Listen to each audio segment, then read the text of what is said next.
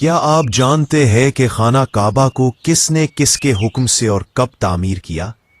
روایات کے مطابق اللہ تعالیٰ کے حکم سے فرشتوں نے سب سے پہلے خانہ کعبہ کی بنیاد رکھی، پھر حضرت آدم علیہ السلام نے اللہ کے حکم سے زمین پر خانہ کعبہ تعمیر کیا، اور بعد میں طوفان نوح کے بعد عمارت کے آثار مٹ گئے تو حضرت ابراہیم علیہ السلام نے حضرت اسماعیل علیہ السلام کے ساتھ مل کر اللہ تعالیٰ کے حکم سے خانہ کعبہ کو دوبارہ تعمیر کیا۔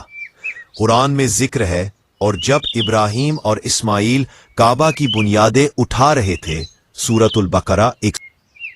قریش کی تعمیر نبی صلی اللہ علیہ وسلم سے پہلے، نبی کریم صلی اللہ علیہ وسلم کی بعثت سے تقریباً 5 سال پہلے قریش نے کعبہ کو دوبارہ تعمیر کیا۔